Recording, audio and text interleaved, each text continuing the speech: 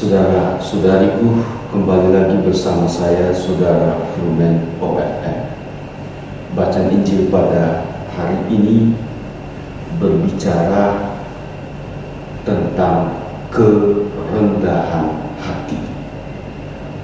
Saudara-saudariku, kerendahan hati dapat dipahami dalam 3 arti ini. Pertama, sebagai suatu keutamaan iman. Kerendahan hati menunjuk pada cara Tuhan mendekati kita. Bagaimana cara Tuhan mendekati kita itu?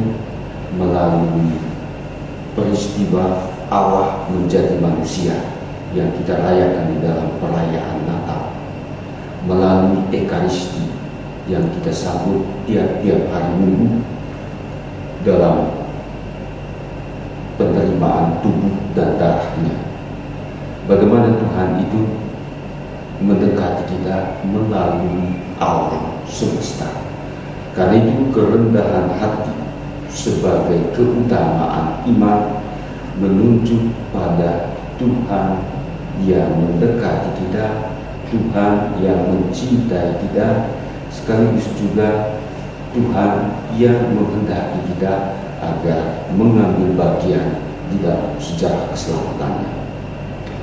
Yang kedua, kerendahan hati juga menyangkut keutamaan sosial. Apa artinya? Artinya keutamaan kerendahan hati ini berkaitan dengan sikap kita terhadap sesama, terhadap orang-orang yang kita jumpai di dalam hidup ini, terhadap orang-orang yang mendatangi kita. Sikap kerendahan hati ini dituntut terutama karena orang-orang yang mendatangi kita, orang-orang yang kita jumpai dalam arti tertentu adalah utusan Tuhan. Mereka diciptakan oleh Tuhan untuk bersama-sama dengan kita berjalan menuju Tuhan sendiri. Nah, dalam arti itulah doa orang Farisi di dalam Injil hari ini tidak memperlihatkan kerendahan hati sebagai suatu keutamaan sosial. Dia tampak rendah hati di hadapan Allah karena dia mengucapkan syukur, tetapi kerendahan hati di hadapan Allah itu tidak menjadi nyata dalam sikapnya terhadap sesama. Karena apa? Karena orang Farisi dalam Injil hari ini dia membanding-bandingkan dirinya, dan bukan hanya membanding-bandingkan dirinya, dia juga merendahkan sesama.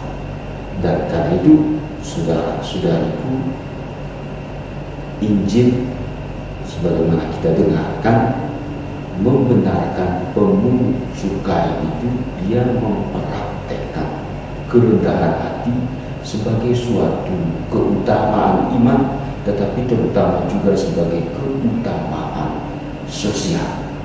Kerendahan hati itu bukan tentang teori, bukan tentang ide abstrak, tetapi tentang keutamaan yang mesti kita praktekkan, yang mesti kita hidupkan, yang mesti kita wujudkan di dalam hidup ini.